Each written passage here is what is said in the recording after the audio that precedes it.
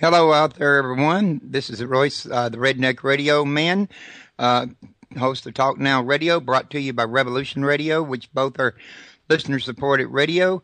Today, I'm going to be talking to Geo Ivery, and he's got a book out called Soulstream.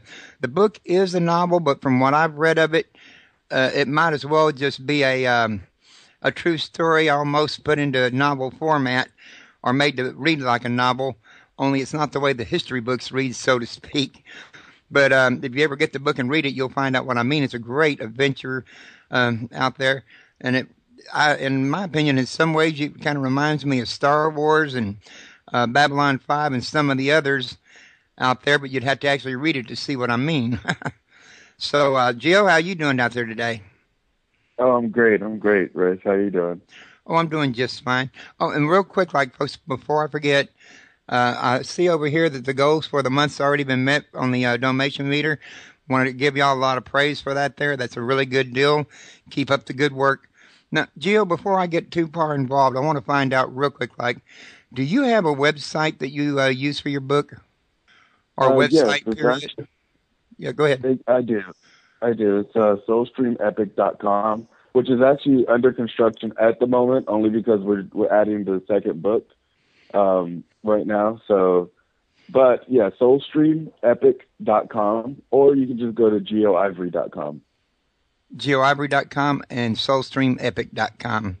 And folks, if y'all want to learn more about me, you go to www.talknowradio.net.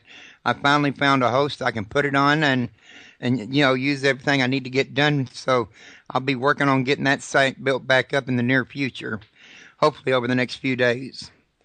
Now, Gio, like I said, I read your book. It was very extremely unique. I got to hand you the kind of list of characters you had in it, and I see a lot of motifs covered that's been covered in cultures around the world. The like the War in Heaven motif. Yours is a little different rendering of it, but a very interesting rendering. So, would you like to maybe give everybody an idea what inspired you to write this book? Oh yeah. Actually, I mean that's kind of a really good question. Whenever I was a kid, my parents got a divorce right about the time I was about 10 years old, and my brothers. At the time, it was just me and my three brothers. So it was four of us. I was the oldest, of course. So when I looked at them, I saw the confusion on their face because I felt confusion inside.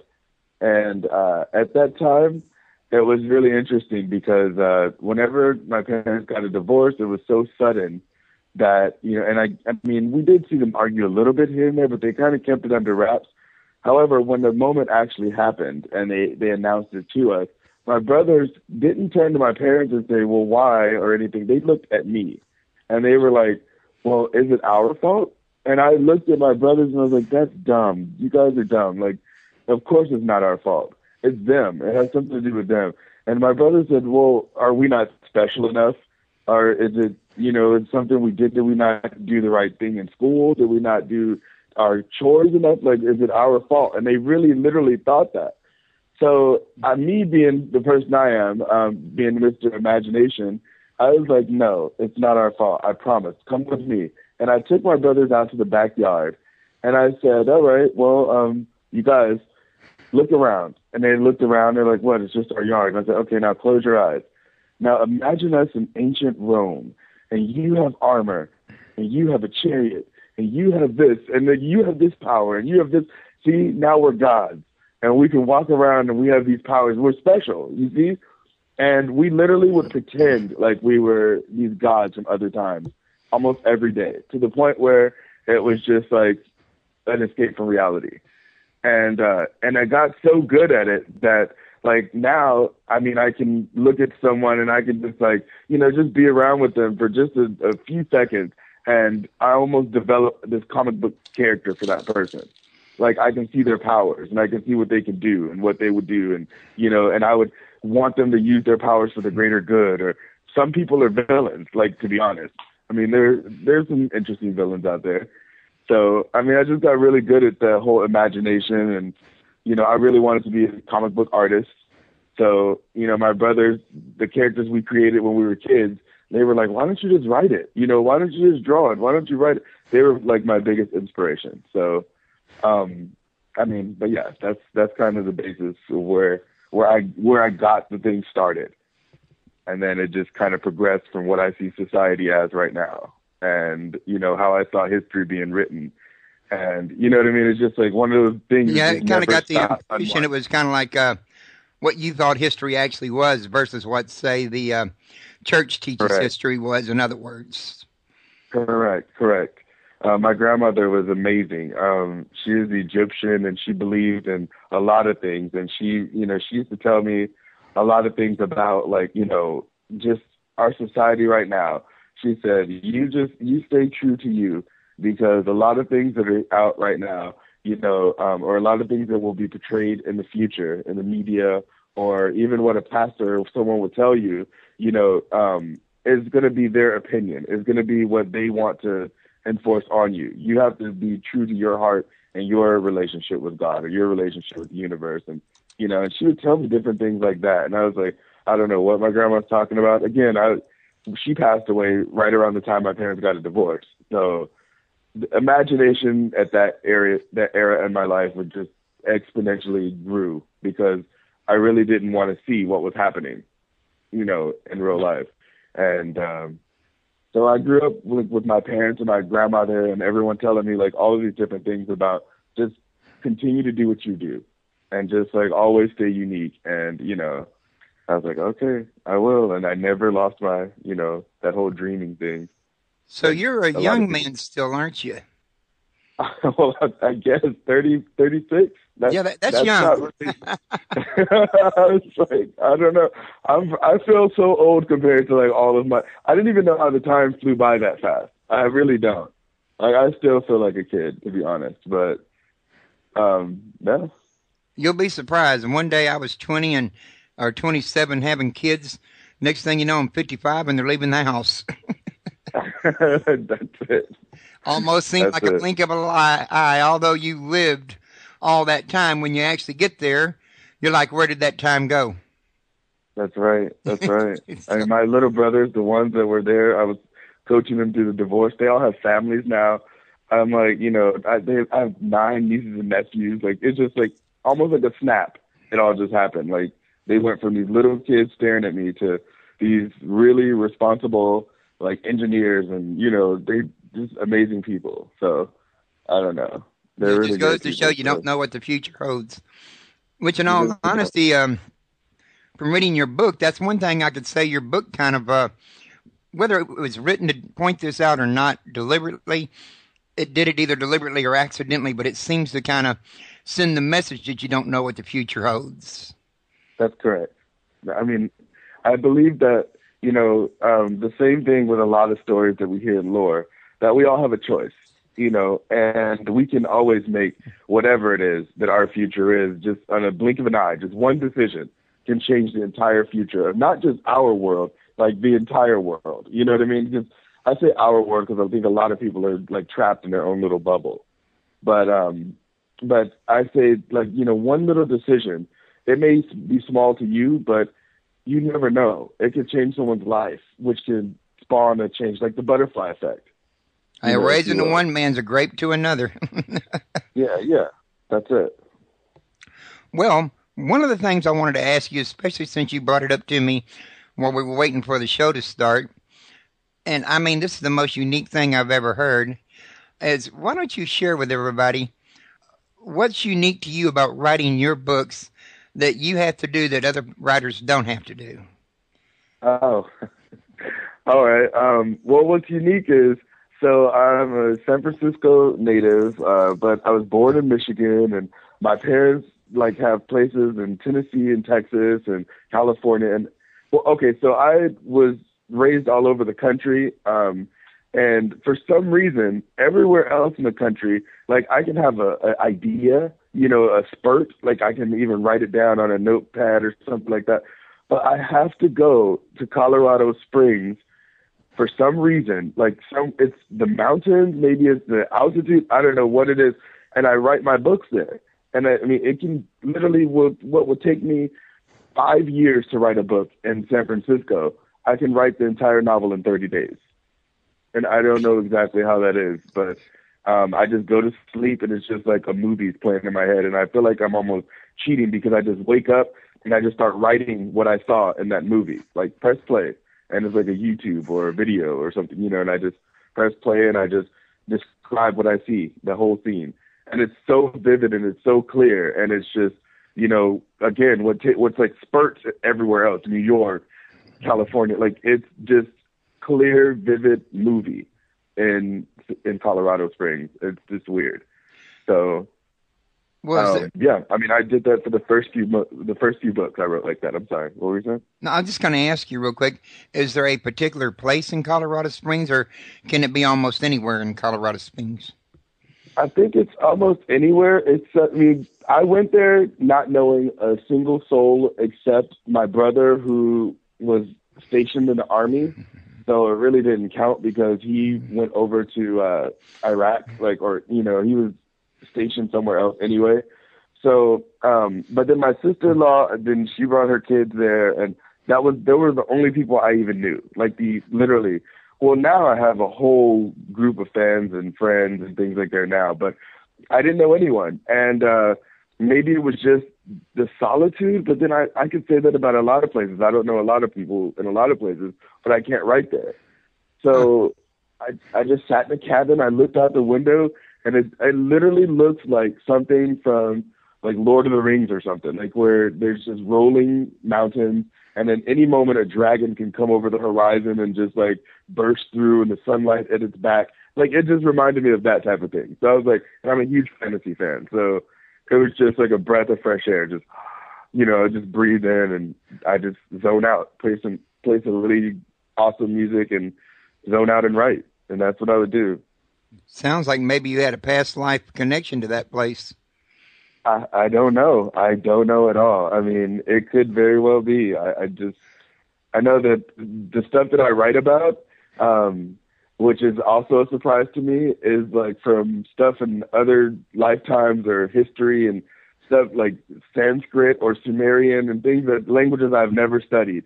You know, some of the characters in there, because I'm just describing their names and what they said in the book or in my story, in my dream, is now like, you know, after I close my eyes and I wake up, this chapter is already written, and I'm like, oh, what is this chapter? And I have to reread the whole chapter, like, what did I write?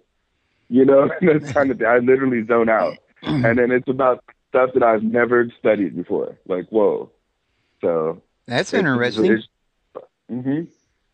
Well, not to give away, you know, the whole candy store on your book or anything like that, if you don't mind me sharing one of the passages, or not a whole passage, but I guess a small part of the very beginning of the book, I have a question that came to me when I first read the book, when I was right there at the very beginning of it. Is Job, the guy that, well, you said in the very beginning he was an immortal, but yet before that very chapter was over, he was murdered by the Guardian. So I have to ask myself, how does a mortal get murdered only to be reborn later again? In other words, I mean, is this immortality through reincarnation, or? Well, that again is a good question. What you find out through my series is there's levels of immortality based off of perception. Like you probably already know anyways, but just this is my own understanding of my own like universe, but also I guess the universe at large or something, that we're all in the depths of all of us. Is just we're energy, you know, which is in itself immortal. It just never dies, you know. And so with that being said, that's just the basis. Like we're energy that never dies, and there's certain people, they don't guess that. They don't just like, oh, I think that we go to heaven. You know, they know that we go back to the Soulstream and come back. But with that being said, there's some people who like they know the process of why the human body dies, and they just take that little equation out of the process. You know, the whole decaying or disease or time paradox, whatever's destroying the body, like they just like wipe that off the equation, and then that doesn't exist anymore. So they will never die from like natural causes or from time or from, you know, disease and things like that. Like that's what makes most of these characters in there is what we consider immortal. But they know that everyone has the same immortal soul, every single being on the planet, including themselves. So, they are, if the physical body's ever destroyed for whatever reason, then they will go to the Soulstream and then they come right back. Or maybe it takes 100 years, maybe it takes 100 seconds, maybe it takes 100,000 years. You never know. But so there's a whole process. And the immortality, what do you mean by that? Is like his physical body won't ever die from just starving to death or, things like that we would think that a normal human would die from. Okay. So that's his immortality. Well, that explains what you meant by that. Because I kind of figured it was something similar to that there, or like I said, it referred to the, actual reincarnation. So I was just trying to clarify that from my own personal, plus maybe whet the audience's appetite a little bit, make them wonder about it. You know what I mean? It's kind of a combination of both. Yes, you're right. Now, you have many different characters in this book is one of the things that I've noticed, with their very own unique personality. And some people would even refer to them as kind of a motley crew, or a motley crew, however you pronounce the word. In other words, they're sort of like a band of misfits you wouldn't expect to make the world's greatest team, but yet throughout the story, they managed to make a great team. Did you plan it to come out, like this here with this kind of personality thing on it, or was that something that kind of come to you as you was going? Again, it probably came to me more along as I was going along, because this is almost like, we've never personally met, right? But if you had to write a story where me, you, and a random person at McDonald's, and it was following all three of us, we have three completely different personalities. And if we had to work together on something, and somehow we have to make that work, regardless of what's going on with our personalities, regardless of we see a greater good or we see the subject or the matter at hand, and we just have to get through it. And then the way I write is I try to write it from almost everyone's perspective so that you can see, how they got to the point where they made their personal decision on that matter. And you can either agree with it or disagree with it, but it's the same thing that we would do if we had to follow you and someone else. You understand? So they're all going to be completely different. I do not like those stories where everybody's the same. It's so bizarre, because that's not how reality is. No matter how close me and my brothers were, we were all completely different seasons of the year, and we have to respect each other for that. Yeah, but the world would be a boring place without your uniqueness. That's right. It'd be like a world full of trained drones. That's exactly it. Which is kind of, it seems like, and then on another note, there's the secret society within the book, which a lot of people will find parallels to what you see nowadays. But the secret society that's in the book, it's kind of interesting that it seems like, people are just losing their own opinions. They're losing their own magic. They're losing, and they're starting to become really drones. They get a smartphone, whatever the update is, now everybody knows that. And so now that must be the law of the land. And it's just really strange. You're just like, wow, that you know more about a celebrity's child than you know about probably your own. Isn't that a little interesting? Because I would say a little troubling. Yeah, it's a little sad. So yeah, that's kind of, I wanted to keep everyone's opinion their own unique point of view. That's really what I want. And you can see how they got that based off of where they were raised or based off of their situation, or, you know what I mean? It's just, they all have off of their past life. Exactly. And it starts linking into why are they making these decisions? Well, there's a lot of reasons. There's a huge equation to that person. There's past life information that they're bringing into this current life. There's current situation that's bringing information here. There's outside influence that's doing it. It's a lot of things. So everyone's decisions, everyone's power is completely complex and unique, So I like that about everybody, heroes and villains. I like to keep it a gray area so you don't know, I think you did a good job of that one. Thanks. But yeah, I was going to say, I mentioned this here earlier that how you had paralleled, for example, some of the secret societies of old, the war in heaven, secret societies of today, how how it played out in at least in your story throughout time, and how everybody's roles played. What I haven't asked you Hmm. is, was it the intent to run this kind of a parallel to kind of like say here, this is a side of the story you don't get in church, or this it could be a different version of the same story, but it runs the opposite of the way the church runs. I mean, was it kind of meant to give somebody food to think about, or have you thought about that history was a different way or something like that? You know, that's a really great question as well. And yeah, I mean, I did. I grew up in the church, and I did see a lot of truth, but then there was a lot of confusion as well. And I was like, well, who would write this story, and why would they write it? And what happened to make these people do these things? That used to go in my head as well. So whenever I sat in class, history class, or theology class, or even English or anything, like learning about stories and things like that, I always had like there was a reason why we were learning this, and I really believe that there has to be some form of control here, or there's some form of like glorifying certain people over others. The winners of the war always wrote history. That type of thing. Well, with that being said, does that make that history biased? Or does it make it like credible? Or because their enemies aren't there, so they can't really tell their side. They'd be like, what exactly? How do we take these stories? And then I just got to the general consensus, like just of every single subject that I ever read, that like, yeah, maybe there is a little bit of some other people's opinion in this. Like, why are we taking this test? What is the point of this? Does this make me any more or less special than the person next to me based off of a number? Like, is this like, and I would just look around and everything's like that. We're quite literally just painted by numbers, everyone on the world, and we're like, how do we get to this point? Who's gauging this stuff?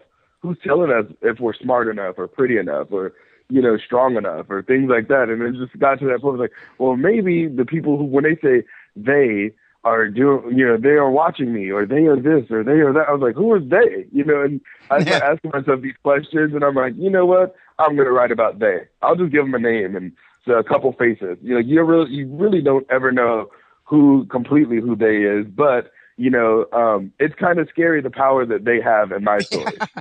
I got to tell you, when I was growing up, that was a big thing in my house. They say that the corn's going to grow big this year. They say that short skirts are in style this year. They say this, they say that. Right. And we used to ask, I don't know who they are, but I sure would like to find out. Right. They seem to know everything. Why do we not know all of that? Like, why are we not as informed? What's going on? Who are they? Like, and that's kind of those questions I would ask myself as well. It just evolved from that. Like, that's kind of, so I've had the story in my head forever. I just didn't sit down and write it till just recently. Right. And so it all became clear. All those different parts and bits and pieces all became just one congruent movie. Like, and I was like, oh, that's what this is. So I get clarity. And, they became like this whole entity. And the more I got to see the big picture of what they could do, which in my story they're called Ozone, this secret society, they quite literally make the other secret societies look like the Boy Scouts. Or, they look just like a yacht club, or, a chess club, or even worse, the art club in high school or something, just like something really minuscule and really tiny compared to them. Well, now that you mentioned, they write history. Now that you mentioned the name Ozone, and I'm not the one revealing it, could I persuade you to go a step further and reveal what Ozone stands for? Well, okay, so Ozone is every letter. It quite literally stands for different names that created ozone, which I shouldn't give you because that will be it will be like a spoiler. What you find out in book 2 exactly what the names mean, but like each letter is an acronym for the founders of that secret society. I got you. They quite literally believe that just like the ozone on the planet, that without them, then humanity would die. You know, that they don't have their all-seeing like eyes and information and power and influence wrapped around everyone like this big bubble, then everyone would die. So they literally, like in my story, they're the founders of government and medicine industry and the media and even surprisingly religion, you know, like four of the major factors that create like, you know, our civilized society right now is from them, their influence. So, and then they're basically playing off of the fact that everyone has like a spiritual connection with the universe, and they just wrote it on words like, here, by the way, this is that, you know, while there's other factions out there that have always known that there's another completely different history. So yeah, ozone versus the supernaturals. That's kind of what the story is. They versus them. Well, it was the same good versus evil motive. However, who was good and who was evil was kind of flip-flopped there. I like that. Yeah. At least that's the way I read it when I was perceiving it. But it brought up several interesting points from my frame of reference. Just to give it, for example, according to the church, witchcraft is a sin. However, during reading your book, you could see where an organization that wanted to suppress people and suppress their abilities would want to discourage witchcraft and turn it into an evil sin to prevent you from using your powers. Okay, that's exactly it. Just imagine a world here where we didn't have something that stopped us from believing in ourselves. If someone didn't tell us that, you know, oh, by the way, if you just wished it into your hand, you know, you get your cell phone, or you get whatever it is, gold, or you get whatever you want instantly. It'll just appear, almost like a genie, you know, like that, the old shows and things. Well, they knew for a fact that everyone had that power to do it, but they wanted to suppress it. So in order to suppress it, they would put on there, you know, oh, that's evil. Or because, and it's not necessarily, I mean, this is going to be where I'm kind of on the defense of it. It's not necessarily a bad thing, but it's because of human nature, we're creating things that we put in our hand that can destroy another person. Or, you know, we get to a selfish state. Or when people really want to use their emotions and create something, it's usually when something traumatic is happening or has already happened, you know, or they're enraged or they're jealous or some extreme emotion like that is usually the fuel for the fire, instead of something like love or tranquility or peace, or, you know, using your emotion to be enlightened and things like that. That's the reason why I believe in the story that they want to suppress it. They're like, if everyone had that power instantly to just make a bomb in their hand, you know, the earth would be blown up in a day. You know, it would just be, oh my goodness. That, you know, if everyone just can just create an A-bomb just instantly, we'd be over. So they were like, well, we got to tell them, we have to dissuade them from using that power. We can't tell them that that's inside of them all along. We have to move them along. And anyone encouraging that, we have to remove that threat. Yeah, don't give, I guess, the gun to a baby, in other words, is the mentality. Right. But they're looking at it from the bad point, the worst case scenario. They're not also looking at it from the other perspective of, you know, well, if you use that power and you can create a cure, or you can create a this, or you know what I mean? Just a toy for your baby, anything, bring happiness with that same gift. There's extreme happiness that's there as well. So where's the middle ground? You know, why just take it out completely that we don't have that ability and then act like it's blasphemous for us to, you know, be connected, or any of these thoughts that we have. People in my story, I mean, I'm just going to go ahead and give a little bit more of the spoiler, but people in my story, some of them are broken. And that means that they're humans that, the humans have this veil of ignorance, if you will, over their eyes, where you just don't see, you're just innocent. You don't see magic the way it really looks. You don't see the world as it really is. You see this kind of a dumbed down version of it. But there's some people who are born with one eye is the dumbed down version. The other eye is oh my goodness, I can see things that other people can't see, ghosts or spirits or, you know, magic or angels or, you know, things like that. And well, that person in regular society would be looked at as crazy, right? So there's some people who encourage that, That's a gift that you have. And some people will be like, oh, no, that's evil. You're not supposed to use that. Like, you must be possessed or something wrong with you or something like that. When in actuality, like, technically underneath it all, everyone has the same ability to do that. So that's where you get, like, as far as I'm concerned, that's where you get, like, special schools like Hogwarts and things like that, all these different stories where you see sorcerers and Merlin and all these. Those are people that are broken, that, somehow they were born into this family of humans, but they're able to use these powers that other people can't. I just went as far as explaining how they got like that. Right. That's really kind of what it was.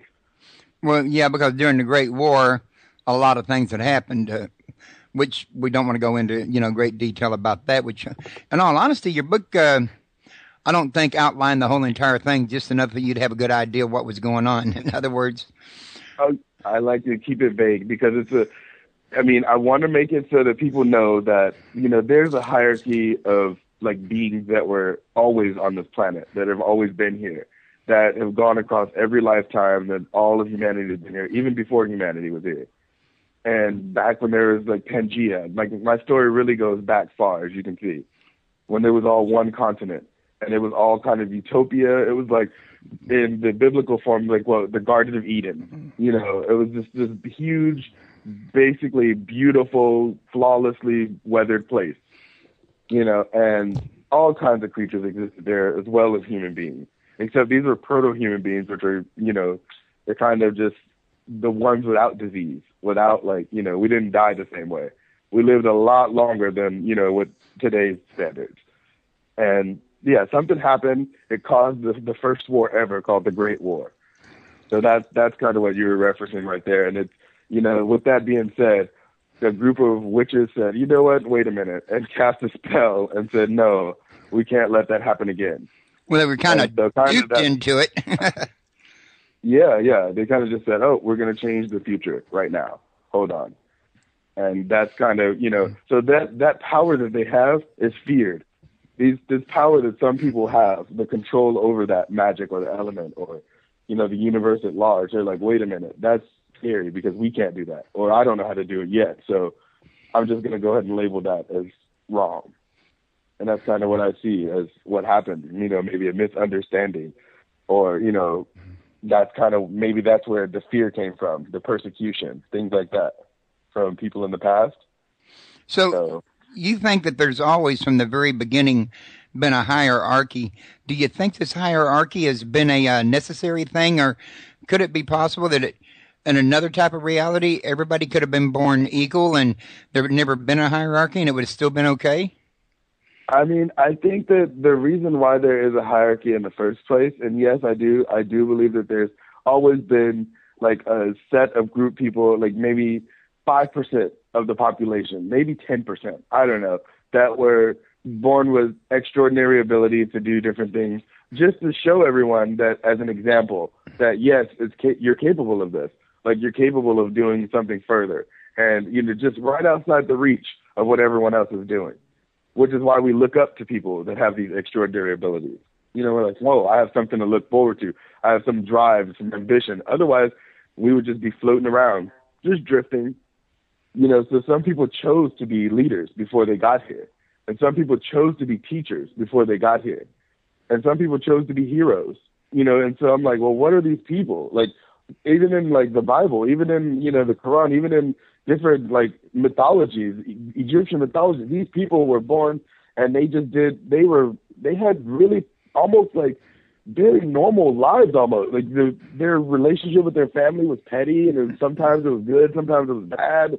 Their relationship with their friends was up and down. It was just like, they were just regular people. They just had extraordinary abilities. And with that being said, they were the ones who we looked up to. It didn't make them much different from us or from anybody else. They chose to use their power to be a leader, to lead people somewhere. Or they chose to use their powers to fight off the bear or fight off the giant or whatever it was that they were, fighting. They chose to be a hero. Or they chose to teach people about the elements or about the stars or, things like that. And so, with that being said, I think that pretty much everyone we know right now whether they want to believe it or not, they all have their own special powers and abilities. They're all in their own hierarchy, if you will. They just, some people choose to use those powers and some people don't, and that's that. So I think it's always been there. There's always been a shaman or, a soothsayer or, the witch doctor or something like that. And there's always been a chief. And you know what I mean? And then there's the Indians or there's whatever the case may be, the tribe. And then there was like the storyteller, whatever, the old wise woman. And, it's always been there.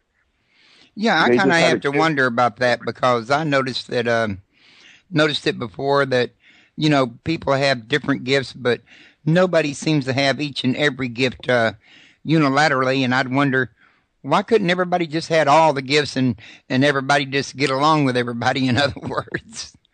Right. Then that would be the reverse part of what we were just saying before. That would just be us being a drone all over again, like maybe in a huge spiritual form of it, but, we had to break it up somehow. There had to be some kind of blocks between my abilities and yours, so that we can see the difference between each other's. It doesn't make anyone greater or less. It doesn't, but it just shows a different perspective. How would you understand that if you didn't have some kind of barrier between you and that person? So it's more about creating uniqueness than it is anything else. Correct. Well, I guess you're right about that. I mean, there's more than one way to be a drone. You can all be the drone to being somebody's servant, or you can all be the drone to being somebody's master, or all be the drone to something in between, or everybody can choose what they want to do in this lifetime, and you can have a whole variety, and you can mix it up and see what you come up with and see what's interesting and what's not. Right, that's correct. I mean, a lot of the stories that we hear about, like, ancient armies or even, let's say, like, angels and demons or things like that, like, to me, and it almost seemed like they were drones. Like, they wish that they had a human soul or human blood or human life, something, because they just are going off of orders at this point. You know what I mean? And they don't really have their own opinion. They just go off of orders. So it was like, well, what if we had that type of life? Would it be, like, fulfilling? Would it, maybe that's why they're so envious of us in these stories or something. I don't know, because we have the choice, the power of choice. We have the power of ignorance. We don't need to see the whole universe right now. We can enjoy the moment, the day, the year, the decade. So, and, they have this huge scope of reality. Like, they can see the stars and everything like that. We don't see all of that. We don't know what's going on. So with that being said, our ignorance is our innocence. So that would also indicate that a lot of people that you see today that are, well, some people would call them sheeple-minded or, followers. These are people that probably more than likely chose that lifestyle, at least for this lifetime, and maybe in another one may choose something different. Correct. In my story, like the whole thing, even with the hierarchy, their greatest understanding is that they realize that they really have to respect all of humanity, all of everything. Like, they have to, we're all pretty much, we come from the Soulstream, which is what the name of the series is from. We all come from the universe, so we have to respect that. Like, that's really, whenever other things come into play, like their ego or their pride or wrath or anything like that, that's when they destroyed kingdoms with one decision. But ultimately they know that these people chose to be ignorant. They chose to be innocent. They chose to be human. So you have to respect them for that. Like, that's their choice. Just like we chose, like, as a supernatural perspective, they chose to be leaders or kings and queens or, knights or heroes or whatever, sorcerers. Like, they chose that. So you guys keep your responsibility of your powers, and then you let them just live their lives the way that they're supposed to. Stop them, slap them on the hand every once in a while when they're doing something terrible. But for the most part, just let them live however they're supposed to live. Like, let them, because they only have a limited amount of time anyways. And then they go back to the Soulstream and they're like, oh my gosh, they know everything again. And you don't have no clue why they made the choice that they made. Maybe they felt that it would be beneficial. Maybe they felt they would learn something. Maybe they just wanted to see what life was like for somebody they made suffer. That's exactly it. You never know. So therefore, respect what it is. It's their life. you know. And when a supernatural looks into the eyes of people, because people ask me how I got the cover and things like that. When they look into the eyes of, you know, they look at the window of your soul, they can see the different lifetimes you have, almost like a catalog. How many lives you've lived, what you've done, like, you know, but they can't tell you that because it's destroying your innocence. It's breaking your ignorance. They can't do that. They might as well hand you the grenade again. You know what I mean? Here you go. So they look, they're like, oh, and they just walk off. Like, okay, so that person, you know, and that's kind of it. I can kind of see why they chose him in this lifetime, because, whoa. So, while you're talking about what they allowed to know in this lifetime, I noticed that even when it came to the supernaturals, when they live one lifetime to the next in your book, they don't get to carry all their memories with them either. I mean, maybe a few do, but not all of them, in other words. That's correct. That's correct.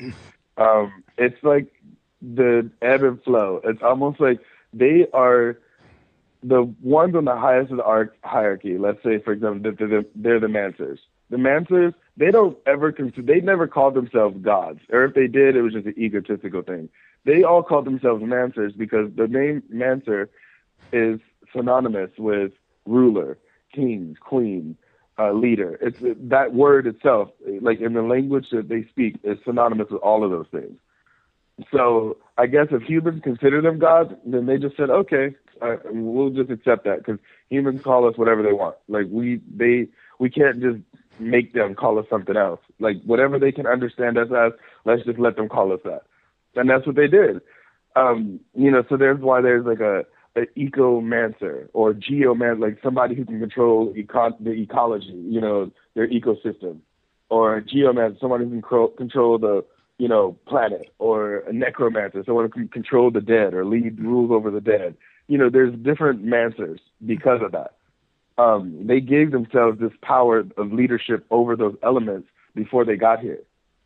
And, you know, I mean, with that being said, like, I know that I'm like veering off a little bit from the question a little bit, but with that being said, like these people knew like for a fact that they were like, wait a minute, we just gave ourselves a management job on Earth, or, you know, they gave themselves a CEO job on Earth while everyone else just got to just do their day-to-day. Like they have to do all this cataloging of this entire element. It's a lot of work. It's a lot of responsibility.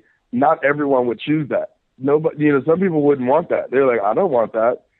That's a lot of work to be able to, you have to control the weather every day. Are you kidding me? Like, I just want to just walk around at a park. Yeah. You know? Just lay out on the beach and drink beer. That's it. Like, why can't I just do that? And there's like, okay, sure, next lifetime, that's what you'll do.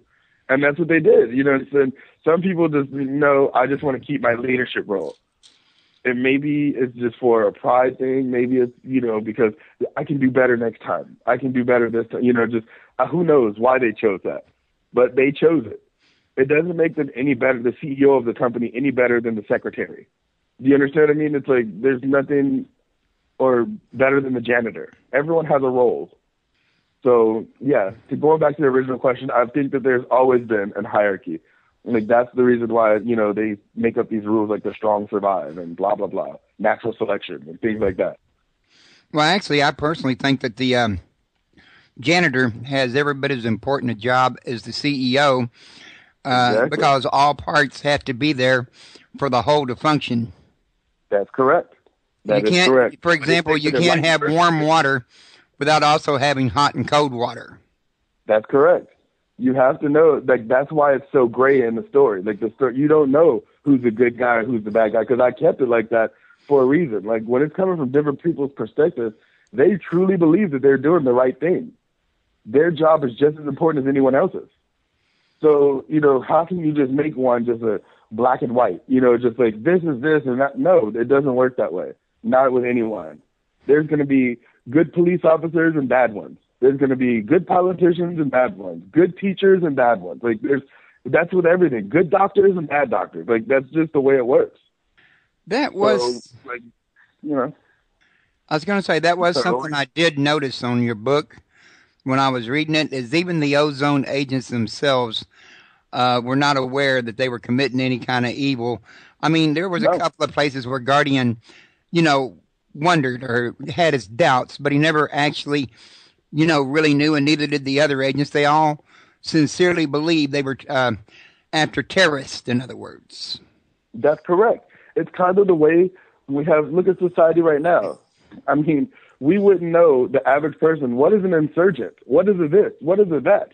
What is this group? What is that group? We wouldn't know what they look like unless the media painted it for us like this is what a terrorist looks like.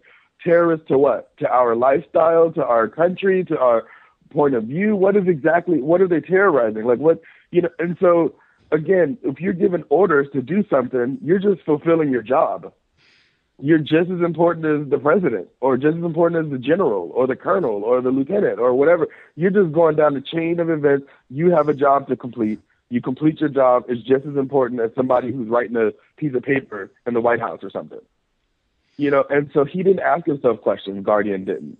He, in his own morals, he was like, is this right? What am I doing? You know what I mean? He showed doubts, but he never really, confronted those doubts, in other words. Right. Because he was like, I have a job to do. I have to push all that to the side. I'm a sniper. I have to complete this mission. If they say kill that person has to go. And, it's not my job to ask questions. I don't know everything. I'm not from, and that's kind of where he came from. He's like, I'm just a soldier. And soldiers don't ask questions. You just complete your mission. My dad was a Marine. That's very much how he treated his life.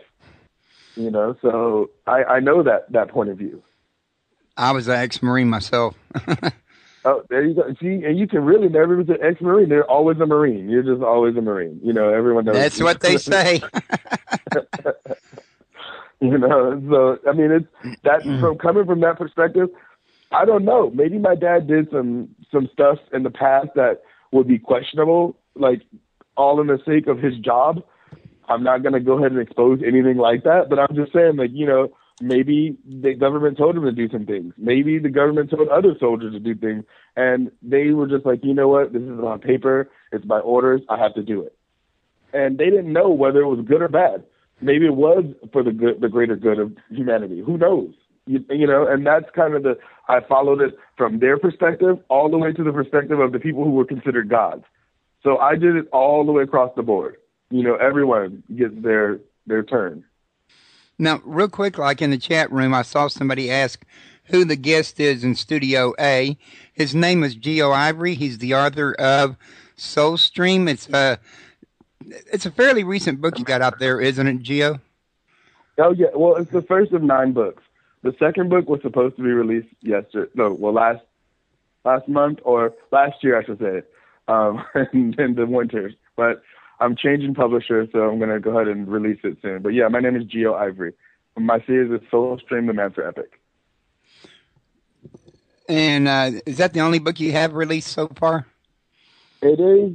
My beta readers have already read book 2 and book 3. I just haven't released it with the publisher because I'm changing publishers. But, from what their whole, understanding of my series now, and it's just as dynamic. The first book follows the kids who were considered gods, I guess, if you will, by society. They were the Mancers. That's why it's called the Mancer Epic. The second book is about the gods. They had a group of people behind them that were like their advisors or sages or sorcerers, if you will, and they were called Witch Breed. So it's going to be The Return of the Witch Breed is the second book. And the third book is following more of the ozone agents. It's called The Chronicles of Dreamers, which are like these hunters for ozone. So the first 3 books are already written. I just need to now just put them out there. So I'm going to be announcing the second book pretty soon here because it will be released here in the next couple months. So, yeah, I'm excited. I bet you are. I was just thinking, though, yeah. Jim and I must have been with the Witch Breed then. Yeah, they're really neutral. They're just teachers. They're just, people that quite literally they chose to be teachers in this life. They chose to be people who can see the code, and they just try to explain it to people. Not just humans, they explain it to the gods. They're like, we're just going to sit in the middle and explain to both of you why this fire exists, why this exists, what that is. And we can see the code very easily because the Witch Breed get their memories back. So they can see true history, not just a history that a Mancer wrote or a human wrote or any. They see what exactly happened, They get all of their memories back when they become enlightened. Okay, Jill, I was going to let you know real quick like that here in another minute or 2 minutes, something real soon, they're going to start that music and we're going to go to break time. Maybe you ought to real quick like give another mention of your websites for everybody and see if we got time to get that in there. Oh, yeah, of course. It's soulstreamepic.com or geoivery.com. You can also add me on Facebook, Geo Ivery, or Soulstream Mancer, Twitter as well, Soulstream Mancer, Soulstream Epic. You know, they're all me and my people. So, yeah, I'm pretty excited. You can get the book at Amazon.com or BarnesandNoble.com, Soulstream, the Mancer Epic. And here in a few minutes, folks, as y'all know, we're fixing to go to break. And when we come back, we're going to continue talking about his book. And if I got enough time, folks, I'm also going to try to see if I can squirm a little bit more out of him about book 2 and book 3 and any other things that he's got on the sideline. There are some things that he can't mention because, well, frankly, some of it's a bit premature. But, hey, it doesn't hurt to try to coax him along the way a little bit and see what little morsels I can get, in other words. Other than that, don't forget you can reach me at www.talknowradio.net. And let's see if I've got something here to throw out at you people while I'm waiting on that music to start, because I was trying to time, never mind, I did time it out right, folks. There it went right there. So we'll be back here in about 3 or 4 minutes, and y'all take you a break, get you some coffee, and whatever makes you happy. Okay, everybody, welcome back. As you know, we're talking to Geo Ivery about his book, Soulstream. And Geo, now that we're back, real quick, Mike, just because I never really know for sure, what are some of the things you'd like the listeners to know about you or your book that maybe I haven't covered yet? I mean, I'm pretty much an open book. What they'd like to know about me, I mean, that I'm a big nerd, I guess. You know, I wanted to be a comic book artist, as I think I said before earlier. So I'm a comic book collector. I play a lot of video games. You'll probably catch me at a lot of anime conventions or comic book conventions or, you know, sci-fi conventions. You know, I love a lot of sci-fi fantasy stuff. I mean, I love a lot of the shows that you were even mentioning earlier. My dad's a big Trekkie, but then a lot of my friends are big Star Wars fans, and like, I mean, I like it all. I love the X-Men and like the whole Marvel universe, and I don't know. There's just a lot of things. Image Comics were amazing to me whenever they existed, and Jim Lee's my favorite artist. I mean, there's a lot of stuff. I guess you can ask me anything. I don't know. big geek. Well, let me try this a little different way here. How would you describe your book if somebody asked you to describe it without giving away any candy store, of course? Okay. I mean, I guess sort of the elevator pitch of it all is that it's a book about, or it's a series about a group of people you're following that they all find out that they were worshipped as gods in other lifetimes. And in this lifetime, they may have normal jobs. They may be a teacher, or they may be just a student or a dropout, or, you know, an heiress, or whatever they may, a runaway, a drug addict. They may be regular people, but they find out that they have this same soul of this god from another lifetime. And when they figure that out and they start unlocking those powers, they're being hunted down by a secret society that doesn't want them to exist. They only want those gods to exist in mythology. So it's a coming-of-age story. You're finding out these people have to figure out who they are and what they are, and they have to figure out what they can do to change the world as they see it.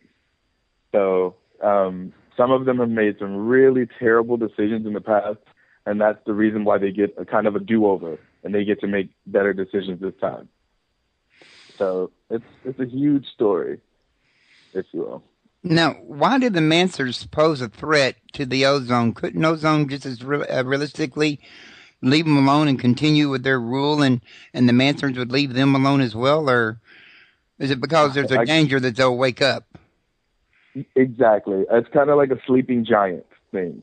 At one point, there was no Ozone. There was just the Mancers' rule. There was just the kingdom of Rome and Egypt and Maya in China, and it was these godlike characters that ruled over them. And whatever reason, those kingdoms fell because the gods kind of just took their powers and they squandered them. They made bad decisions. Let's just say that. And they disappeared from history, and now they're back again. And Ozone's like, no, we don't want you guys to, to do what you did before. You are the reason why that kingdom fell, and you are the reason why, like, when you figure it out, you're like, whoa, that's what's happening, is they're trying to stop history from repeating itself. That's kind of the reason why ozone was created. In a way, these mansions are the reasons why ozone was created in the first place.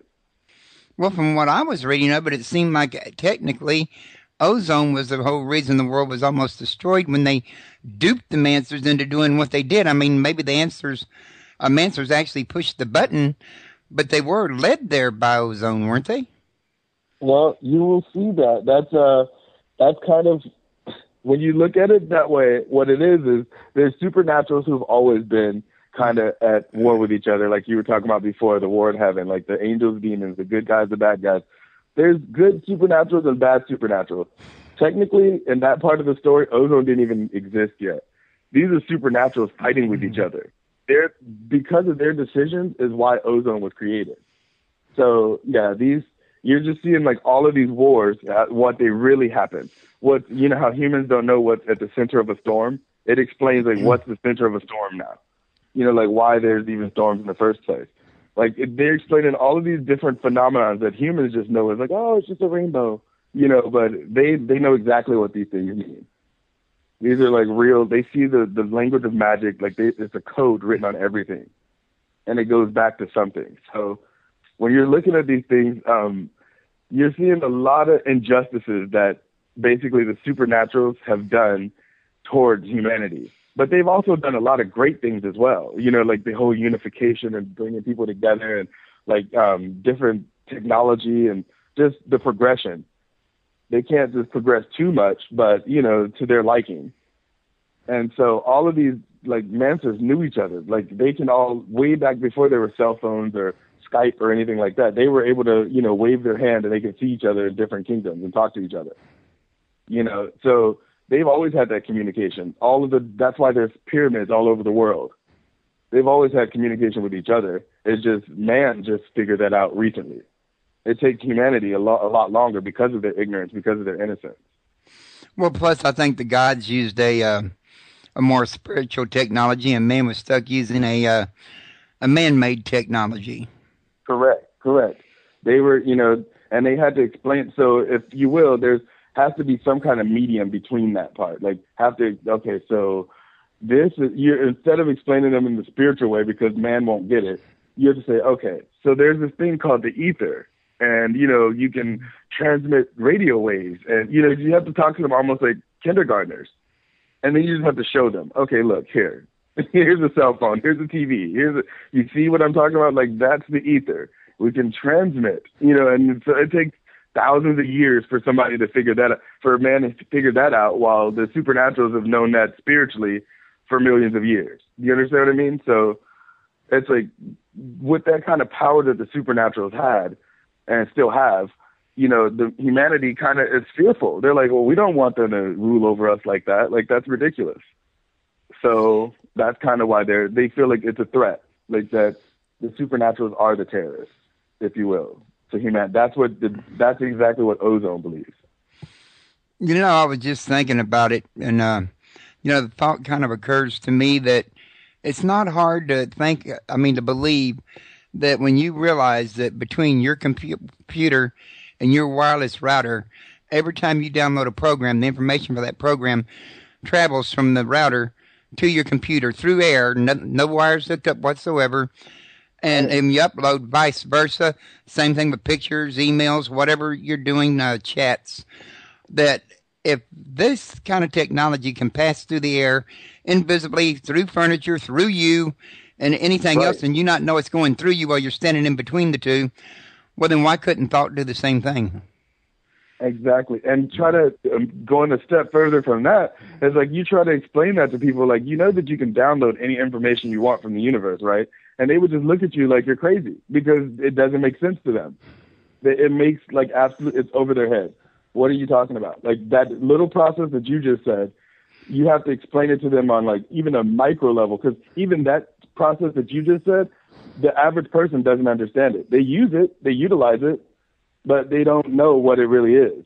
And so therefore, you know, the only reason why they're even using it now is because it's the social norm. But that process has been going on in the universe forever. There's people who've been able to download whatever programs they wanted from other lifetimes and use it. Okay, oh, now I can be a carpenter. Oh, now I'm an architect. Oh, you know what I mean? And that's what they do. Well, So look at Edgar Casey. Mm-hmm. Correct. Edgar Casey, the sleeping prophet, he was the one that would go to sleep with his head on the book, wake up and be able to tell you what was in the book. Right. Osmosis.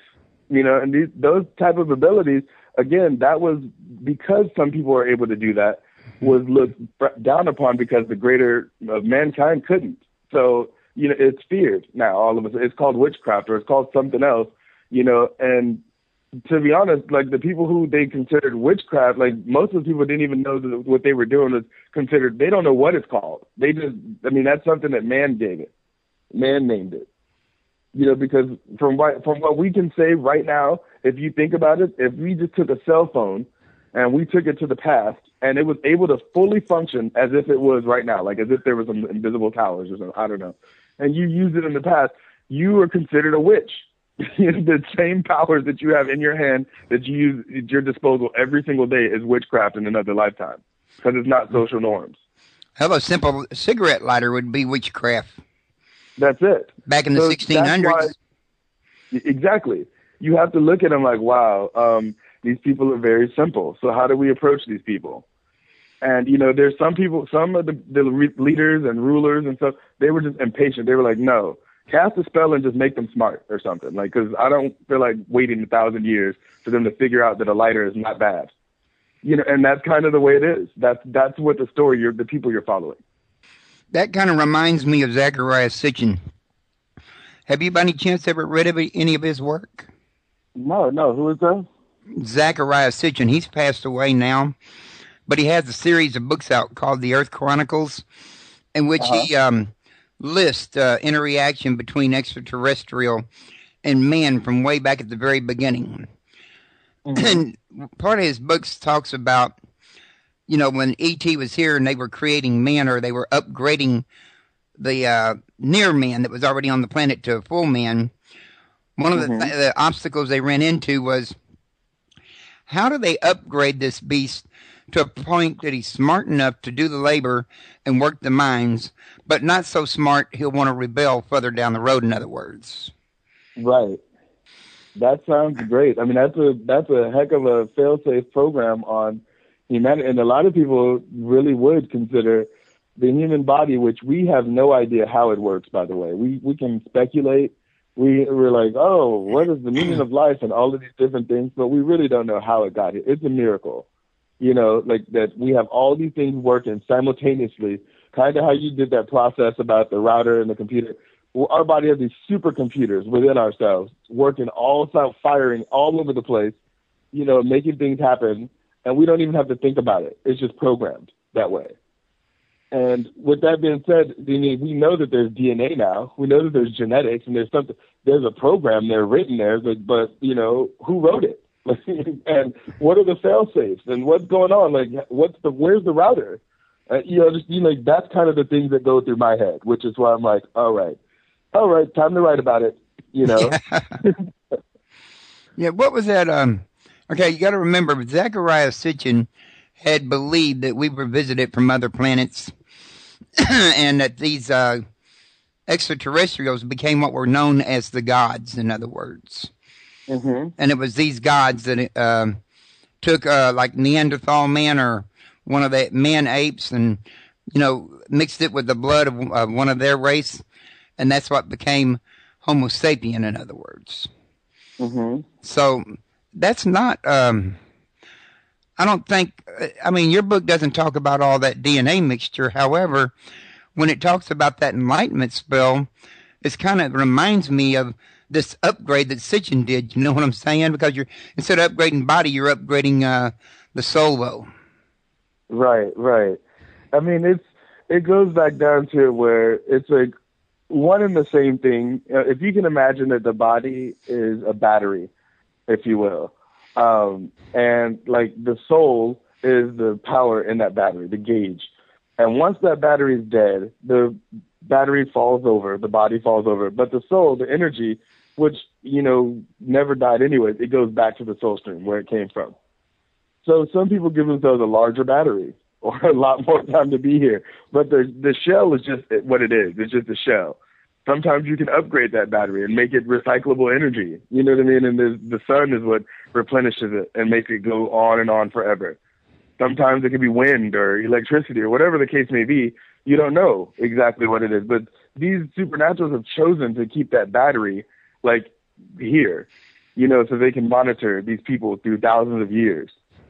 And, some people figured out that they even exist, and it's just like, no, like, we don't want you guys to manipulate or upgrade us. Like, we don't need that. We don't want any of that. Right. Get rid of, you know what I mean? Like, we want a natural process or something. We don't want people manipulating the situation or our fate, our destiny. Which they ended up getting anyway. That's it. That's it. Now, I noticed you call this the Soulstream. Would that be the same thing that would be referred to in the Bible as the Godhead, or as the Gnostic knew as the Plurima? It would be a lot of things. I mean, humans call it a lot of things. They call it heaven, Valhalla, utopia, the universe, God. Like, I mean, it could be synonymous with all of that. The Soulstream is just where we came from before we got here, is what my series is saying. It's following that we started out as energy, we all stayed as energy, we just gave ourselves a different energetic form. And so we chose these forms that we're in right now. If you can imagine, like, the Earth is a video game, and we chose to be in this character for just a limited amount of time, and then we go right back to becoming, where technically that is God, that we know everything when we're in the Soulstream. We're all connected. We're like, oh my goodness, let me tell you about my experience. I lived 85 years and had this many kids and this many breasts, and I had this many heartbeats, and oh my, I had this radio station, or I had this book, or I had this, this art gallery, whatever the case may be. And you're just sharing your experiences, and everyone's like, oh, that's amazing. Like, are you going to go back? Yeah, I'm going to go back. This time I'm going to be, I don't know, an Asian woman with, and you just choose your character. And that's kind of the way it happens. Just like, that's what you do. So we chose these characters. What happens is the supernaturals can see deep within you, and they're like, oh, they know that soul. They're like, oh, gotcha. They don't see anything different between everyone else besides the role that they chose here. And, and with this being a video game, just imagine that these Mancers or Witchbreed or Dreamers, these people in the hierarchy are like the admins for a website or something. They just have like power to veto. They're like, nope, you got to go. Nope, okay, you guys, let me put you in jail because you're acting silly. Or wait a minute, let's separate these groups from this group because we don't need any problems. And they're kind of using the Earth almost like a website, almost like, they're just moving things around. This is our program. You can't mess it up. That kind of reminds me. I was going to say it kind of reminds me about what I would think about God, because, people always say that God made, or the church says God made creation 6,000 years ago. Of course, science tells us it was 14 billion years ago. And the Bible tells us that God is eternal. Well, eternal could go a lot further back than 14 billion years. That would mean that God would have, according to the church, was always there, has always existed, even before all of creation. Correct. That would put him existing in the middle of a big, fat nothing, because it's before creation. There's nothing to do, nothing to taste, nothing to smell, nothing to see, no one to talk. You're just existing. Which is exactly what the That is a very, very boring place. And so you have to create things. Well, in the Soulstream, we're able, every single one of us, as a, just an individual soul within the Soulstream, we can create a universe. We can create a planet. We can create a, cosmos. We're just sitting there just like creating these things, and we're like, oh, you know what? Let's keep those things in order. Let's create some angels. You know what? Let's bring some chaos. Let's create some demons. Let's do light and darkness. And you get bored of all that. That's just so much omnipotence that it's like, what are we going to do with this? So you limit yourself. And that's why you have this miracle of Earth, this planet that exists that's so unique, that's able to, basically provide for all these beings. And then we have like, Now let's create this race of simple robotic. It's almost like The Sims, if you will. You know what I mean? And it's just like that's kind of what the planet is to the Soulstream and to the supernatural. They're just like a level of just, okay, we have an understanding of what the Soulstream is. Let's explain it to the humans. Okay, well, maybe they don't need to know what the Soulstream is because that's just too much information. Let's just guide them through their life until they just pass and they come back again. Then, of course, the unenlightened could always come back as a Mancer later if they wanted to. That's correct. So, if you want a leadership role, then just come back as one. Come back as a leader. And we don't know how long this system's been perpetuating. Exactly. Over every single universe that we've ever known, this exact same hierarchy is always there. There's always the same amount of energy, atoms, molecules, blah, blah, blah. There's the same thing. There's all the same Mancers, dreamers, witch breed, like sorcerers, broken, like all these different beings exist on different planets and different universes and different realms. It's almost like thinking about it this way. It's the same way as like we have different servers on the internet, different websites. That's the same thing as those other worlds. It's a very similar comparison, given the fact that through the internet, we're all connected as one single whole, right. Although through our own individual computer, we're all separate individuals. Correct. So if as individuals, we each created a world and we all put our worlds together in one space, then we would all be like the equivalent of one God creating one universe. That's correct. It doesn't make... Now, some people's decisions may be good and some people's may be bad, but what makes...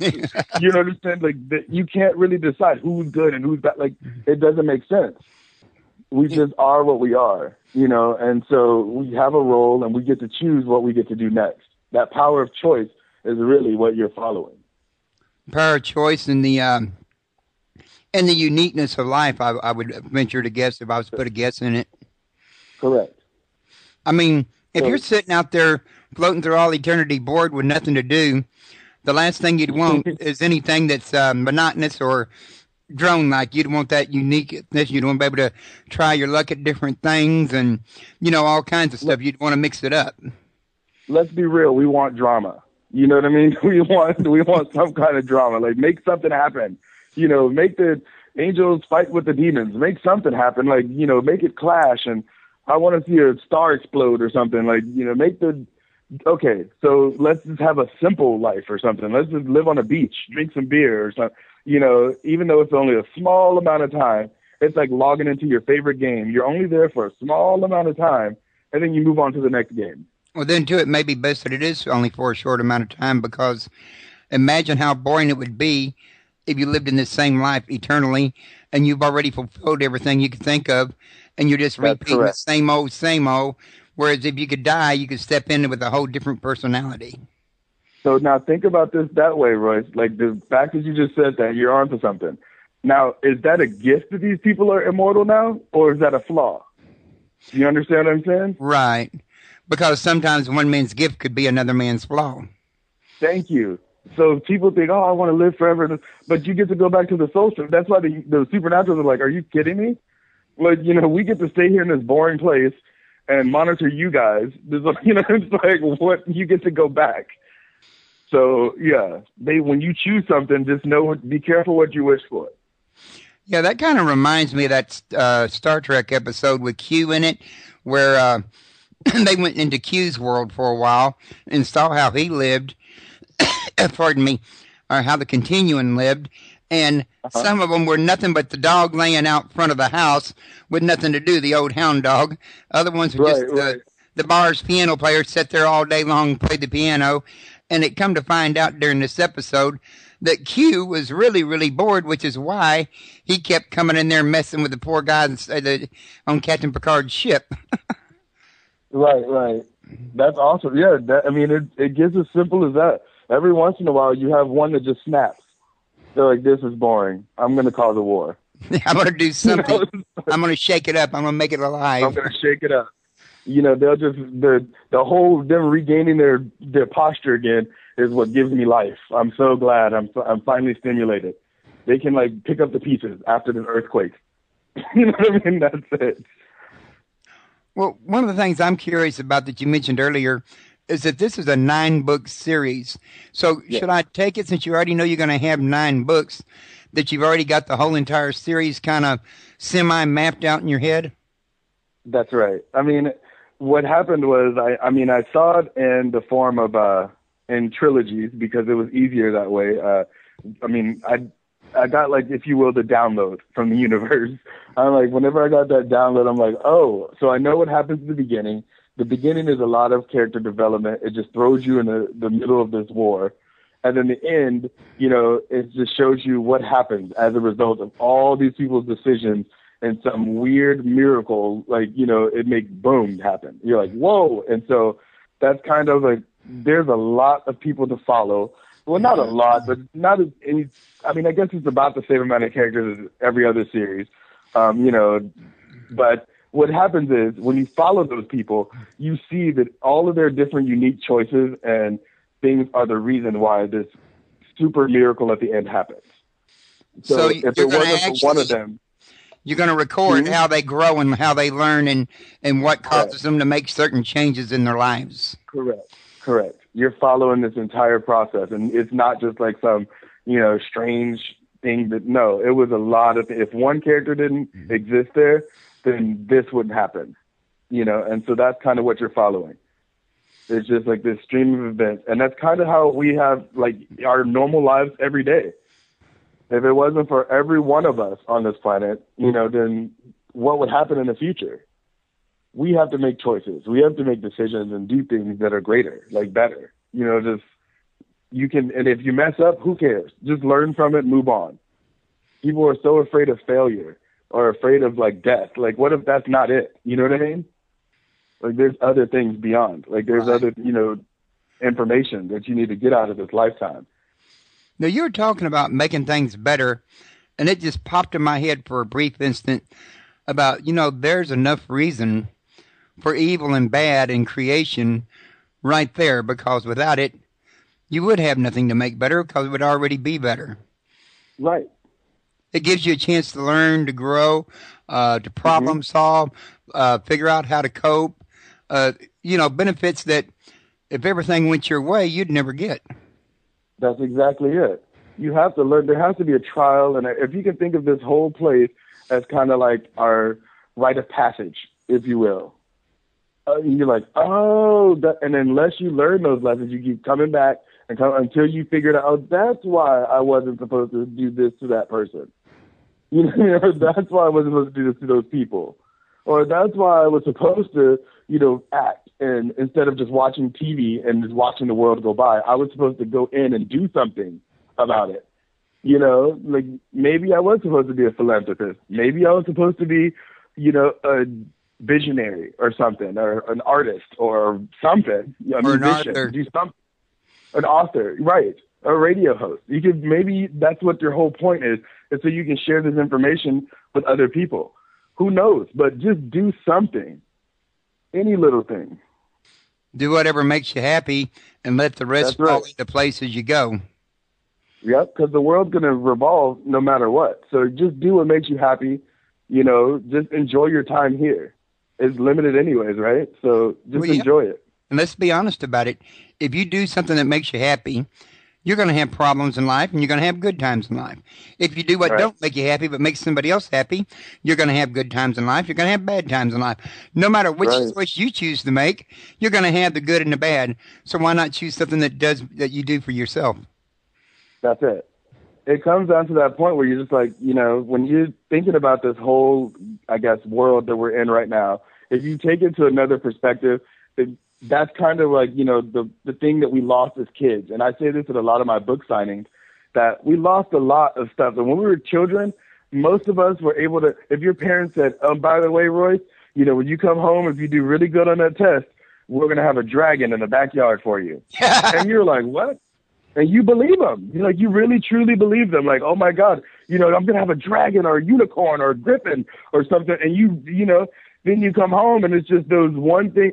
after another, like one disappointment after another. You're like, oh man, that doesn't exist. Or, oh man, Santa, oh man, and it gets to that point, oh, I failed the test, or I didn't get this job, or I didn't get this. It just keeps breaking your dreams down to this small little bubble around you, to the point where you really can't see anything outside that bubble anymore. You forgot how to dream. You forgot how to just like be happy or do things that make you happy anymore. And you see that constant process happen to a lot of people around us. Your kids, you have the universe as your dreams. They just When give you're up an and say, adult, well, I it's tried. what can I afford? Yeah, you know what I mean? My dreams got down to what can I afford? How much time do I have? It's really crazy. And so you watch that process, you're like, wow, when did the people forget how to dream? Where's that process that happened? Who created the system where that became the thing? Because that's really that's an injustice, if you will, to me. That part where we break down the form where we're all connected to the universe in this huge big dream to the part where we're just in a capsule, like a jail cell. Whoa, like that's scary. Did you ever view everybody, including yourself, as, say, one great big unit that's not exactly a completely solid unit that, it's like a big ocean that has many drops, and you're one of the drops in this big ocean? Correct. That's kind of why I created the name of it being the Soulstream. Right, but you were describing it as God, and what I'm doing more specifically is talking about you, me, and everybody out here is this Soulstream. We are this God, in other words. We are the Soulstream. Right, correct. We're all part of the same exact pond, the same ocean, the same river, whatever you want to call it. It's just a stream of energy going through any and every universe that's ever been created. That's what we are. So we're all unique in our own way. We're all a solar system, if we will. If you just break down our body and look at it, it's its own planet and universe. Every single human body. You know what I mean? Right. Now, I don't want to run out of time to get to this here part of it. What is there you can get away with telling us about your next few books without giving away the candy store, without making your publisher angry or something like that to kind of whet our appetites? Well, okay. So I've been approached by Hollywood recently, and they want to actually, I guess, make the book series into a movie series, and we're even having talks about making it into a TV series as well. And which is a dream come true, because that's, I would love to be in that realm of entertainment. What you're going to be doing is following I've been talking to the screenwriters and working with them really closely as well. Mostly Lionsgate, Evolution Films, different people like that, Mark Bird, the producer of Saw, and a lot of different people, that they want to make it into this epic series, which it already is in its own way. The first book, you're following these Mancers. The second book, you follow the Witch Breed. The third book, you're kind of following Ozone.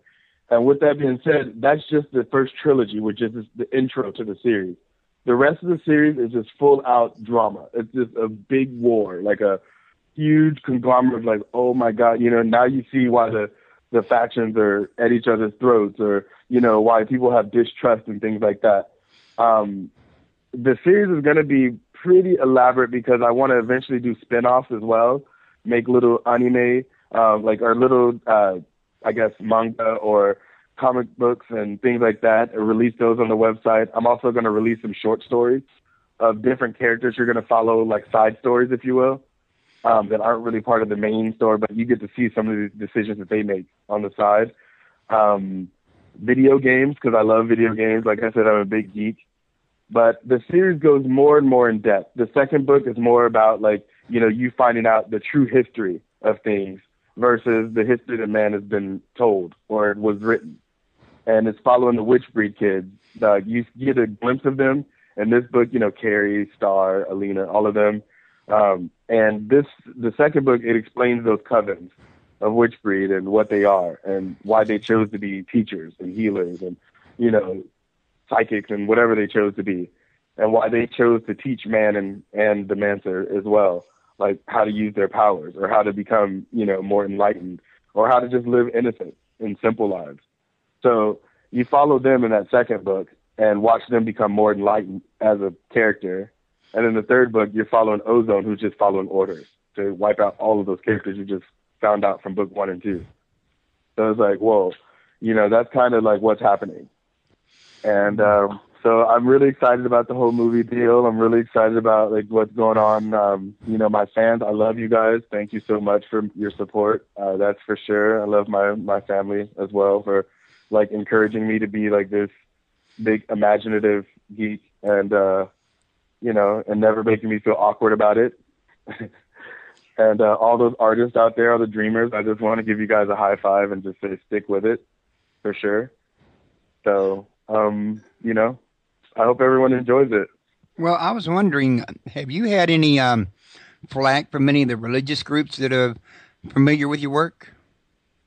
I haven't so much had flack as people just like, I guess, claiming that, the symbolism of the book and the symbolism of like the parallels within our society right now, that they think that I'm in somehow some secret society or that I'm in some, I guess, conspiracy theorist. I don't know exactly what I'm like. I'm just I think that all artists or writers or, things like that, you go through this stage where you're just breaking down the reality that and you're asking yourself questions.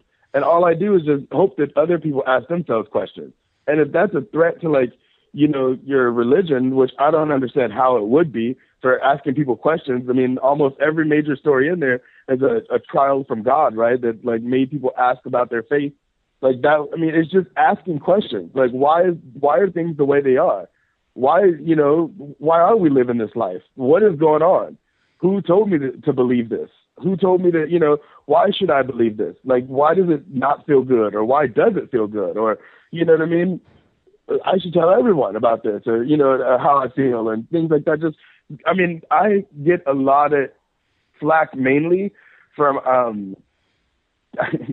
I guess it's like, it's not even the critics, because for some reason the critics like me, but it's mostly just like random people that I think that they believe that my story is real. And so they, and it is what it is. Like, I'm not going to say like I truly believe it or I truly disbelieve, because it's my world in my head.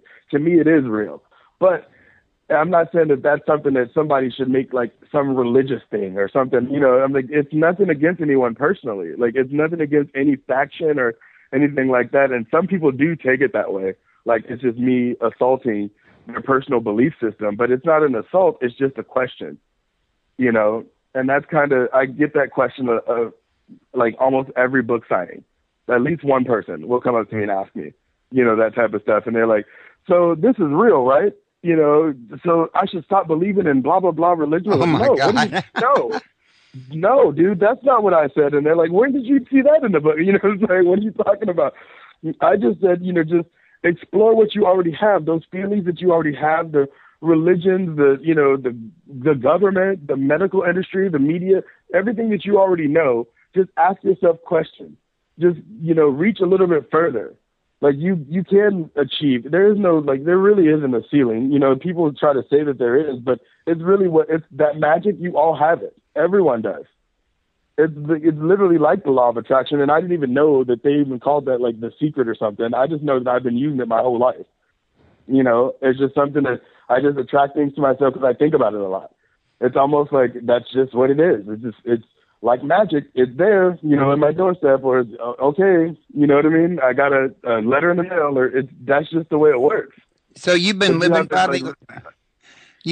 the law of attraction, and it's been working for you? It works for me my whole life. Like, I literally, I think that I didn't even know that that's what it was, to be honest.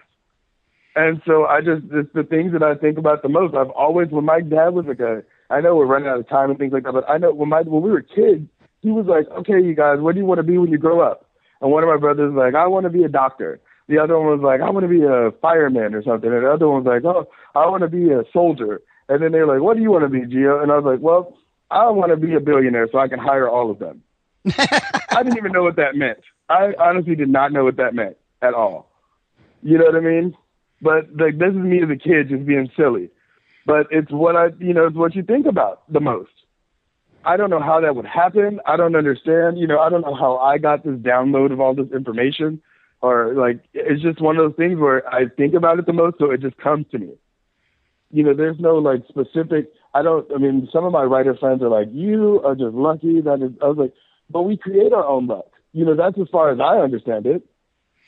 So, you know, and we just have like these huge drawn out conversation. My friends and I are like bohemians. We just sit around, like some of us have like a glass of wine, some of us will be drinking juice, some of us are drinking a beer, some of us have some vodka or something, and we like talk, or we like paint, or we write, or we play games, or we do something, and we just have these huge drawn out conversations.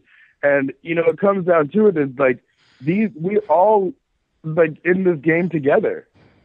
No matter what choices you make, there is really no right or wrong. It just is what it is. Some people just choose greater things than other people. That doesn't make it any better. You know what I mean? That really doesn't. It's all part of the same creation. Right. I chose a point in life where I have all this responsibility and all these projects to manage and all these people to, you know, appease, and while some of my friends get to just chill out. Are you serious? You know what I mean? It's like, what? So it's a fantastic thing. Like, I realize I respect it for what it is. And since I chose this, I have to like go through with it. And that's kind of, you know, and I love every day of it. I've never been depressed. I've never, you know, anything like that. I've always been just like, wow, this is what I chose, and life is amazing. Like, let's work it out, guys, you know? So kind of reminds me of me and Jerome back when I used to live on Tanner Road 20 years ago. He was the next door neighbor, and he was a Jehovah's Witness, and I was an atheist. And, you know, we visited each other every day because he was out on his front porch every day. And I was something of a repairman, a tinkerer, and he always had stuff was broken, was always asking me to fix it. And, you know, whenever I needed help, he'd loan me money, or, you know, something other else I might need. So we were good friends. We got along just great, except for one problem. Every time we got together on that front porch, we started arguing about the Word of God and the Bible. Oh, no. And that's what you guys thought about the most at that time. And we sat there and we argued, and you know, people would swear we were enemies, but yet we'd turn right around and we'd be each other's friends. We were never really mad at each other. We were just trying to get the other one to hear. Right. And that's kind of what it comes down to. Like, if you think of it on the grand scale, that's what all of us are doing. We're all having, like, our own opinion, which is nobody said it was right or wrong. And then when the people do say that your opinion is wrong, then that's when it's like, oh, wait a minute. You know, it's like, who cares if they say it's wrong? Like, it's your opinion. Like, you know what I mean? Like, just live your life. Just be, like, the amazing person that you're supposed to be. Like, don't worry about, because like you said before earlier in this conversation, that, like, regardless of what you do, you're going to have good days and bad days. Like, just work it out, guys. Like, that's what you do. That's get used to being awkward your whole life. Just every one of us, just get used to it. You know, there's going to be that first day of school. There's going to be that first day of work, that first day of marriage, that first day. It's like, we just have a whole stream of awkward moments. Get used to it. Yep. You know? I'd say after 55 years that life's got a lot of awkward moments. Yeah, it does. Like the time when you finally realized that it was a police car you just ran from behind. That was pretty awkward. But, what are you planning on doing, though, Geo, after you get through with Soulstream and you've done some of these little offshoots? You don't want to sit around and get bored the rest of your life. You got any future plans looming in the distance there anywhere? I do. I mean, I plan on doing, and this is like so far-fetched, and maybe I'm on the right show because of it. But I mean, once I do like movies, TVs, video games, I want to go even as far as like virtual reality and, you know, just creating like different things where you can create the world for people to actually live in and enjoy in and like hang out and, you know, things like that, where we can just paint the picture. Except, you know, for all my friends out there who don't really like to read, by the way, I'm working on an audiobook, you know, so you guys can, you know, get that. But just combining reading, the audiobook, the movie, they combine it all into one thing and just make it this multimedia virtual reality world thing for people. I mean, I want to eventually just get to developing a whole lot of things. So I'll never stop. Like, I'll be like that 90-year-old man that's just like tinkering, and just like you were just talking about, just like constantly doing something. And I want to make sure that, like, you know, my stamp on the world is that I at least tried my best to, like, you know, at least help somebody out and at least give somebody like a different perspective. or like let them enjoy their day a little bit better, or whatever the case may be. So that's kind of my goal, is what I want to do. So I'll always be doing philanthropy. I'll always be traveling. I'll always be learning different languages, or, trying to develop new technologies or something, energy for people, something like, it's just like, I'll be out there. You'll see me probably everywhere and probably get tired of me, and that's okay. It's just the role that I chose. So. Well, aren't we already all God's virtual reality, or the Soulstream's virtual reality, don't you think? I believe that, yes. I believe we are. I mean, are we really real, or are we virtually real? What is real? Like, what's perspective? What is reality? What is all of it? What is it? Is the dream when we go to sleep, is that our reality? And this is just the dream that we're walking around every day? What exactly is? Like, we don't know. That's a wonder of, the whole mystery of life. Figure it out. Make it what it is. If this is the dream, then, that this is a dream, then control it. Make it better. Like, you know what I mean? When you fall asleep at night and you know that you're in that dream, and all of a sudden it's okay to fly, but it's not okay to fly here. Like, come on, guys. Be creative. Figure some stuff out. That's actually pretty interesting, because I know that I myself have had the tendency to go to sleep and have a dream and see something in that dream, and then my bladder would wake me up. I had to go to the bathroom, and I didn't want to miss the next part. So I would actually consciously get up, go to the bathroom, do what I had to do, come back, lay down, go back to sleep, and continue that dream right where I left off at. That's it. Press play. It went from pause to play. Like, if you can imagine it like TiVo, then why don't we do that for here? Like, I think that the thing is we keep limiting ourselves based off of our own thought process, where we have all this unlimited stuff happening within our body all the time. There's unlimited stuff happening around us all the time that we can't control or we can't understand. Then why not just explore that? Like, just use that power, whatever it is, and just do whatever you have to do with it. Which would go back to your book. That's kind of the way I do it. Mm-hmm. I mean, you stop and think about it. Part of what your book, deals with is, like, for example, powers being suppressed. And after centuries and millennia of suppression, for your ancestors down to where you're at now, right. You don't believe that magic exists. Then for you, it can't exist, because how can it exist if you don't believe it? If your belief is what's creating your reality. And you know what? It's always those little moments where I think that we all have them, where we're like, well, wait a minute. If this exists, then what else exists? We have to ask ourselves that at least once or twice, And that same thing about, I keep going back to your reference point with the whole, the router to the computer. This stuff is always You must have liked that one. I loved it because it's so easy. It's such a simple, it's a simple analogy, and it's a simple comparison that, you can nowadays, we can explain this to people and we don't sound like complete nerds, because before it sounded like Star Trek. It sounded like Star Wars or something, like something so far-fetched that no one can understand what we're saying. But now they get it. Okay, guys, so if that energy exists and we know it and we can prove it, then what makes other things not exist? If we can prove that microwaves exist and solar power and all these different UV rays and things that are invisible exist, electricity, we don't even know how it works. We know it exists. If we could explain that to you guys, there's other things out there. Like, there's other power. There's other, there's other things within yourself that exist that you just have suppressed. Well, what year was that Benjamin Franklin discovered electricity? Oh, goodness. No, I don't. Okay, so 1700s, 1600s? That's such a joke that I don't even know, especially considering that my family, again, going back from, we're Egyptian, Scottish, and Blackfoot Native American.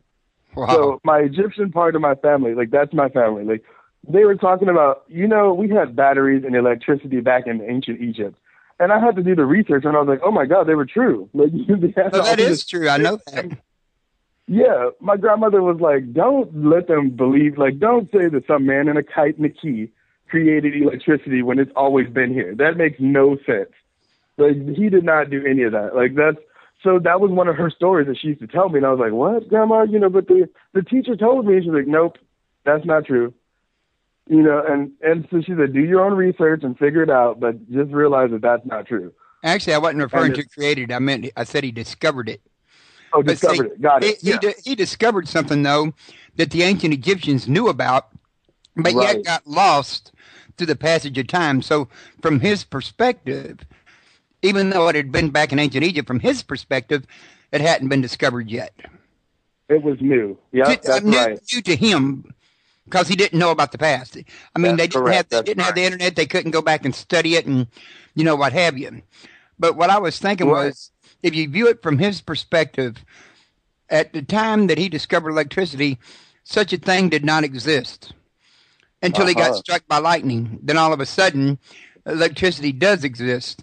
And how many other things, like you said a minute ago, have there been that's been discovered that we did not know about, like atoms, quarks, and all kinds of things? Neutrons, all this stuff.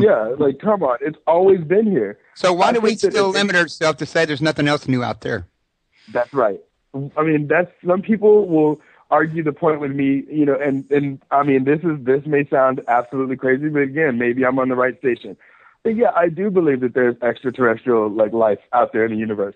I think that it's kind of selfish to believe that we're like the only beings that can live on a planet like this, and that the miracle that is Earth, it can only happen once. And we're like, come on, guys, like this is an infinite universe, multiverses of like this. I mean, just imagine, like, there's probably hundreds of Earths out there, like, probably not the same name, but you know what I mean, out there that are so far in between each other that we don't know that they exist. Maybe one day we'll come up with that whole information with the router, go back to that again, and we can like transfer information to that other place. And we're like, oh, you exist. Hey, how long have you guys been there? Oh, 14 billion years? Whoa. It's like, so it's kind of like right now we're just in that stage where we haven't got struck by lightning yet. Let's just put it like that. We need more than lightning because we don't believe it once it's put smack in front of us. Yeah, that's it. So that's kind of the way it is. That's how I feel about it. And I like to think that I try to stretch out there with my imagination to another universe. Maybe I will call to somebody out there and just be like, hey, send us that information download that we need, so that we can get a connection between our router and yours. Please, so we can prove to some people over here that electricity really does exist, that type of thing. So, well, I got to be honest with you. I got to wait and see how they do that movie when they come out with your movie. When it comes to Blue's part and one of his special abilities, the graphics on it, the special effects is going to have to be pretty high tech, ain't they? Oh yeah. I mean, which is why when they were speaking to me, I said, okay, guys, I really want to be part of the process. Like, I don't want to just be like some diva in the studio just saying, no. I just want to be part of the process to see, like, to make sure, because I went to school for computer animation. I want to make sure the graphics are great, that the casting is amazing, you know what I mean? That they chose characters that actually represent the embodiment of these characters. Like, because, I mean, with a 9-book series and then making that many movies, that's like 9-10 years of this person's life. They have to grow up through the series if they released one every single year. You know what I mean? So this is going to be basically a 3-movie series, isn't it? Yeah, I mean, if it's 9 books, it may be even more than that. It may be 9 movies. So, I mean, going with that being said, I want to be part of the whole process. I'd rather them not just pay me off and then create some, I don't know, musical dance, something or other, which nothing against musicals or anything, but like some random sparkling vampire, and that was not a pun towards anybody. But, something. I just want to be on the screen where I'm just like, okay, I get to see, like, what's happening. And I get to see these characters, and I get to explain to them inside of things that happen toward the end, or just explain to them where they are right now. So they get to hear straight from my mouth as the writer, this is the place where you would be as that character, falling off the mountain. Or this is you as that character, being hit by a bullet. Or this is you as this character as a runaway, running for your life. This type of thing. Like, and I explained to these people on the set.